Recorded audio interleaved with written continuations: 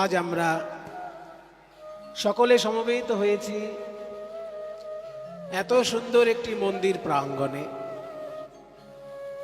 সামনেই রয়েছে দুষ্টের দলন শিষ্টের পালন, ভগবানের এই যে নীতি, দুষ্টের দলন আর শিষ্টের পালন, সেই রূপটা পুরোপুরি যার মধ্যে ফুটে ওঠে, সেই অবতার হচ্ছেন নরসিংহদেব। সেই নরসিংহ বা নৃসিংহ মন্দিরের সামনেই হরি সংকীর্তনের ব্যবস্থা।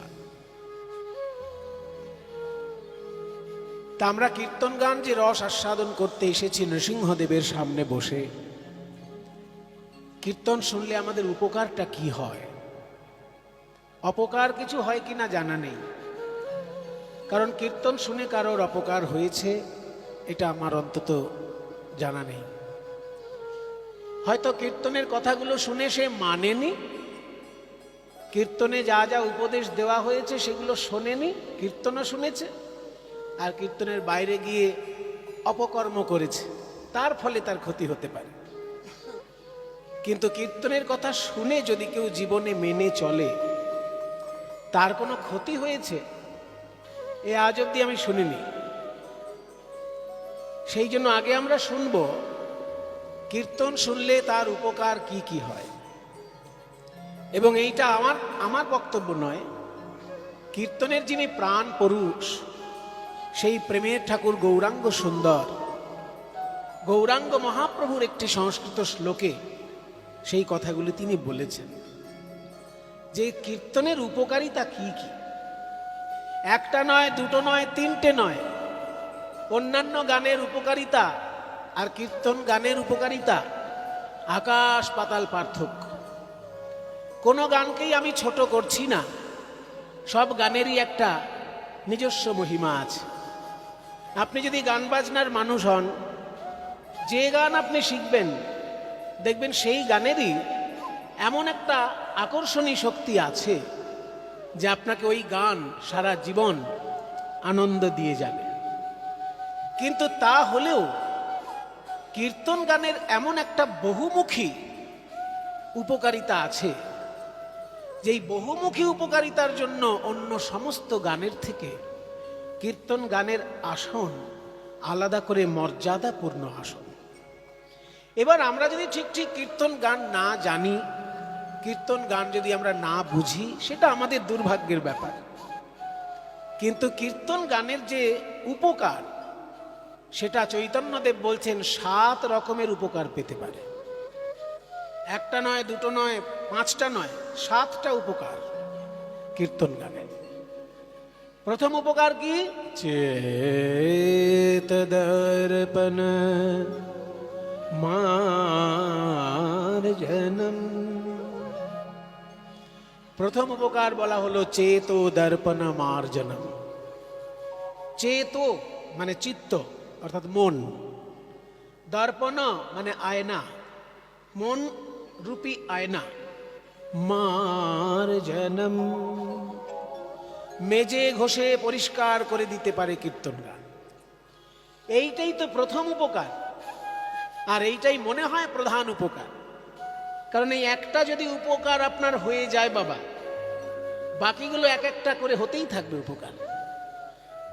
ওই যেসব লোকের পয়সা জমানো অভ্যাস নেই, তাদের দেখবেন কোনোদিন পয়সা জমে না। আর যদি কারোর 10 টাকা করে জমানো অভ্যাস হয়ে যায়, মাসে 10 টাকা জমায়, বেশি না 10 টাকা, দেখবেন আজকে সে যে 10 টাকা জমাচ্ছে, 10 বছর পরে খবর নেবেন সে 10,000 করে জমাচ্ছে। কারণ তার সু অভ্যাসটা তৈরি হয়ে গেছে। এই অভ্যাসটাই তৈরি হয় না লোকের।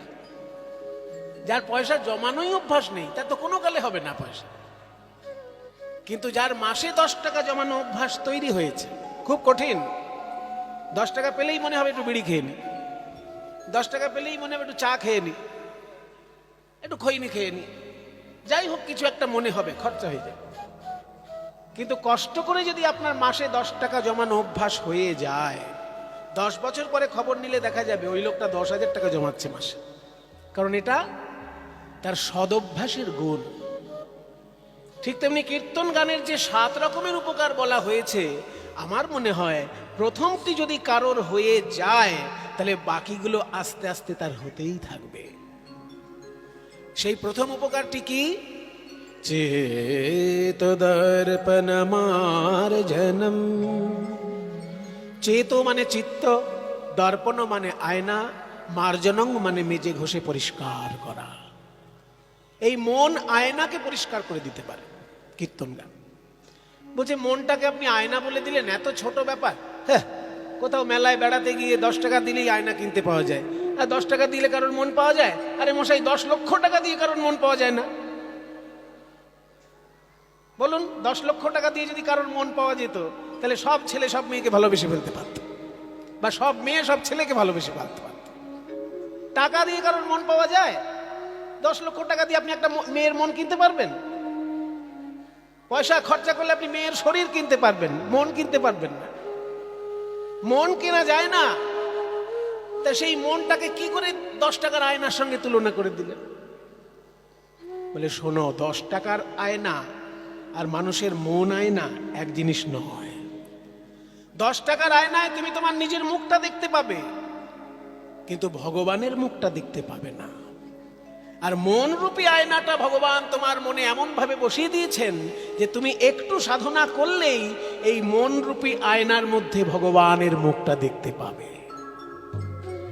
তাই মেলার মাঠে কিনতে পাওয়া আয়না আর মন আয়না এক জিনিস নয়। মন রূপী আয়নায় ভগবান দেখা যায়। কে বলেছেন? শ্রীকৃষ্ণ বলেছেন। শ্রীকৃষ্ণ গীতায় বলেছেন, ঈশ্বর সর্বভূতানাম হৃদ্দেশের্জুন তিষ্ঠতি ভ্রামায়ণ সর্বভূতানি যন্ত্রারূঢ়ানি মায়া। হে অর্জুন, ঈশ্বর সকল জীবের হৃদয়ে বিরাজ করছে, এ তো ভগবানের কথা। তাই মন রূপী আয়নায় ভগবান দেখা যায়। তাই মন রূপী আয়নাটা পরিষ্কার পরিচ্ছন্ন রাখাটা খুব জরুরি। আয়নায় তো মুখ দেখা যায়, কিন্তু পুকুর থেকে কাদা এনে যদি আয়নায় লেপে দেওয়া হয়, ওই আয়নায় মুখ দেখা যাবে? ঠিক তেমনি এই মনের মধ্যে ঈশ্বর দর্শন করার কথা, কিন্তু আমরা তো ঈশ্বর দেখতে পাই না। আমি তো চোখ বন্ধ করলেই অন্ধকার দেখতে পাই, ঈশ্বর দেখতে পাই কি? আপনারা কে কি দেখেন আমি জানি না, আমি যেটা দেখি সেটা বলছি। আপনারা হয়তো চোখ বন্ধ করে কেউ বংশীধারী দেখতে পারেন, কেউ ধনুর্ধারী দেখতে পারেন, কেউ খড়গধারী দেখতে পারেন, কেউ ত্রিশূলধারী দেখতে পারেন। যে কোনো ভগবৎ স্বরূপ আপনারা হয়তো ভক্ত মানুষ দেখতে পারেন, কিন্তু আমি তো দেখি না। আমি তো চোখ বন্ধ করলেই অন্ধকার দেখি। তাহলে মনে যদি ঈশ্বর বাস করে, আমি চোখ বন্ধ করলে দেখতে পাই না কেন? তাহলে জানতে হবে আয়নায় কাদা মাখানো আছে। মন রূপী আয়নায় কাদা মাখানো আছে। এই কাদাগুলোর নাম কি?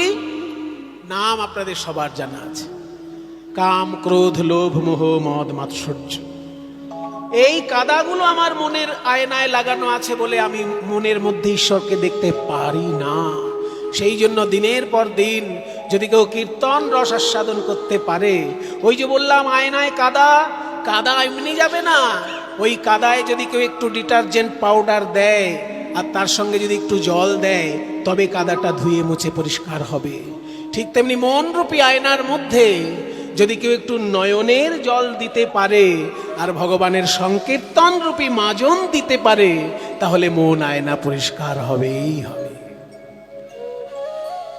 এটা চৈতন্যদেবের কথা, যে 7 রকম উপকারের মধ্যে প্রথম উপকার হলো মন রূপী আয়নাটাকে পরিষ্কার করবে। বলুন তো কত বড় একটা ব্যাপার। এই মন রূপী আয়না যদি কারোর একবার পরিষ্কার হয়ে যায়, সে কি হয় জানেন? সে যদি অমানুষ থাকে তাহলে সে মানুষের মতো মানুষ হয়, আর যদি সে ভালো মানুষ হয় তাহলে সে দেবতায় পরিণত হয়ে যায়। দম্ভ দর্প অভিমানশ্চ ক্রোধ পৌরুষমেব চ অজ্ঞানম চাভিজাতস্য পার্থ সম্পদম আসুরী। ভগবান শ্রীকৃষ্ণ গীতায় বলেছেন যে মানুষ জন্মানোর সময় মানুষ হয়ে জন্মায় না। এত কাঁচা বাংলায় উনি বলেননি, উনি একটু কঠিন ভাবে বলেছেন। আমরা সাধারণ বাঙালি একটু কাঁচা বাংলা ব্যবহার করি মাত্র। গরুর বাচ্চা গরু হয়েই জন্মায়, ছাগলের বাচ্চা ছাগল হয়েই জন্মায়, কিন্তু মানুষের বাচ্চা মানুষ হয়ে জন্মায় না। পশুর মতো একটা শরীর নিয়ে সে জন্মায় মাত্র। মানুষ হতে গেলে তাকে অনেক কাঠ খড় পোড়াতে হয়। তাই জন্য ভগবান বলছেন যে মানুষ অসুর স্বভাব নিয়ে জন্মায়, জন্মানোর সময়ই মানুষের অসুরের স্বভাব থাকে, এটা তার জন্মগত স্বভাব, অসুরত্ব। অসুরের স্বভাবটা যদি দূর করতে পারে তবে সে মানুষের মতো মানুষ হবে। ব্যাপারটা বুঝে নিন ভালো করে। একটা বাচ্চা যখন জন্মালো তাকে দেখে সবার খুব ভালো লাগছে বটে, কিন্তু সে মানুষ হয়ে জন্মালো না। তার জন্মের সঙ্গে সঙ্গে ছখানা জিনিস তার ভিতরে কিন্তু কাজ করছে, সে নিজে বুঝতে পারছে না। আপনার বাচ্চা তো আপনি স্নেহ ভরে দেখছেন, তাই আপনিও বুঝতে পারছেন না। বাচ্চা যখন জন্মায় তার ছখানা দোষ নিয়ে জন্মায়, সেই দোষগুলো বাদ দিতে পারলেই সে মানুষ হয়ে যায়। সেই ছখানা দোষ কি কি ভগবান বলছেন? দম্ভ, দর্প, অভিমান, ক্রোধ, নিষ্ঠুরতা এবং অজ্ঞান। এগুলো কাউকে শিখাতে হয় না। মশা যদি আপনার গায়ে বসে কাউকে শিখাতে হয় মশাটা মারো তো বাবা? কোনো বাচ্চার গায়ে যদি মশা বসে তাকে বলতে হবে মশাটা মারো তো বাবু সোনা? তাকে বলতে হবে? তার গায়ে মশা বসে ফটাস করে মানে নিষ্ঠুরতা। ওই যে কাউকে মারতে হবে, সে আমার অসুবিধে করলেই তাকে মারতে হবে, এটা কাউকে শিখাতে হয় না। এই নিষ্ঠুরতাটা জন্ম থেকেই পেয়ে যায়। তাই দম্ভ, দর্প, অভিমান জেনে নিন এগুলো। কেন এগুলো গীতা মানুষ পড়ে কিন্তু জীবনে গ্রহণ করতে পারে না, ওই জন্য বারবার শুনতে হয়। আমরা গীতা কে না পড়ি, আপনারাও গীতা পাঠ করেন, আমরাও গীতা পাঠ করি, কিন্তু এইগুলো কখনো ভেবে দেখি কি ভগবান কি বলেছেন? এইগুলো আমাদের ভেবে দেখতে হবে তো।